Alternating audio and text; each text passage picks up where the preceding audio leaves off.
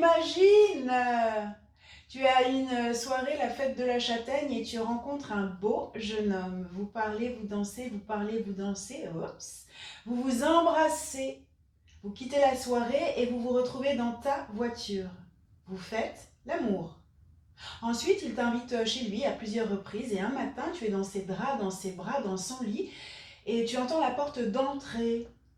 Une femme va dans la cuisine, elle se sert du café, elle demande où il est même. Tu t'étonnes, te tournes vers ton amoureux et lui dis c'est qui?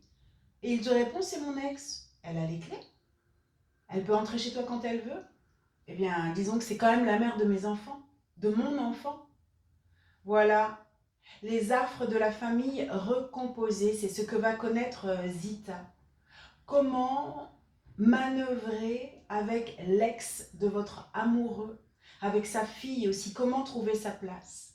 Mais la grande ours ne parle pas que de cela, elle parle d'ours aussi, justement. Parce que Zita, elle est agronome.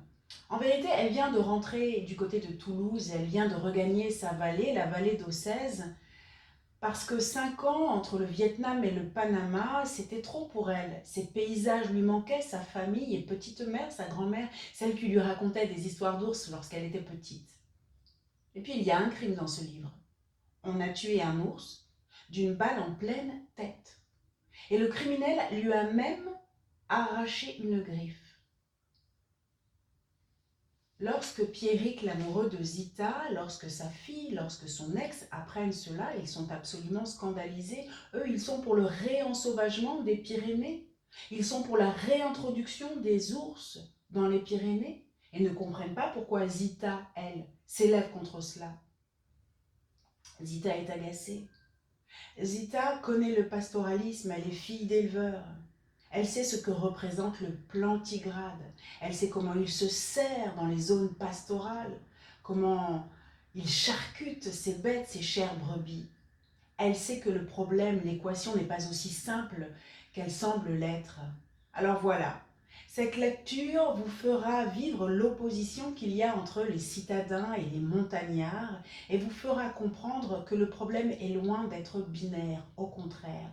Lorsque l'on parle d'écologie, d'écosystème, de réensauvagement, eh bien il y a plein de nuances à prendre en compte et cette lecture offre la possibilité d'embrasser toutes ces nuances et c'est savamment fait.